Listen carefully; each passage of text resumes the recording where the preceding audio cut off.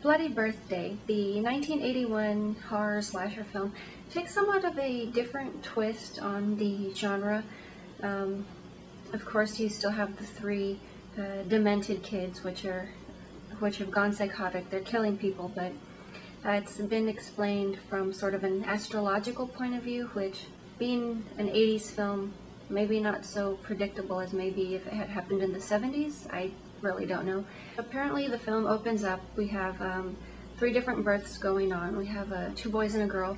They're born on the day of a solar eclipse, and it's later explained the fact that Mercury was blocked by two other planets at the time of their births. Since Mercury controls emotions, there's clearly a part of their personality that's missing. There's definitely no doubt about that. They're very callous and, like I said, just very psychotic. But there really is no true explanation as to why they are killing people, just the fact that they're just psychos. Typical slasher form, there really is no explanation. You just take it for what it is.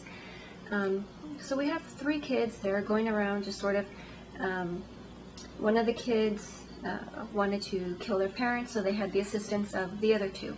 There's also a scene in which the teacher is murdered for not canceling homework the weekend of their birthdays.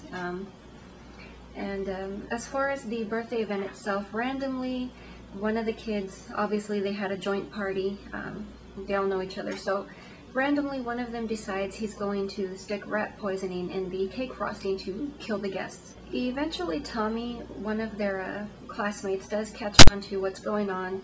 His sister Beth also catches wind of this, and they eventually become the next targets.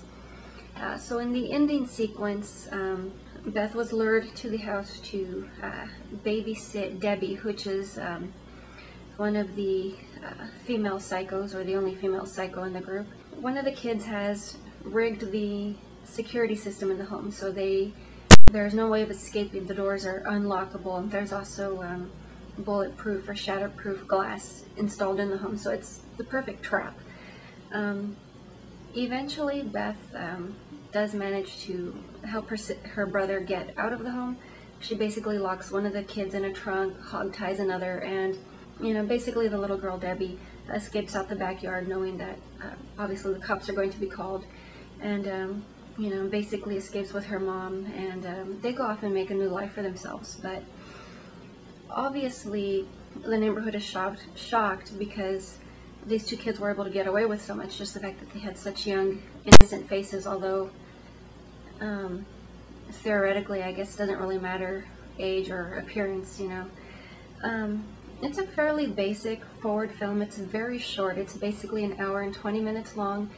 The deaths are not really too creative. They're just kind of bland. Of course they are kids, so what do you expect?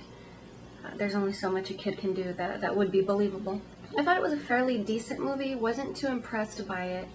But then again, if you're just looking for something to watch, something that's not a terrible movie, it's definitely a good movie to sit and watch. I've honestly never heard of it, first time running across it, so I was actually just kind of curious to see what the deal was here. But yeah, definitely fairly decent film, not too bad of a show, just very minimal gore and uncreative deaths. That's basically my only complaint, but like I've said, they're kids, so there's only so much that you can do murder-wise that would be believable. But that is pretty much all I have today. I will see you when I see you.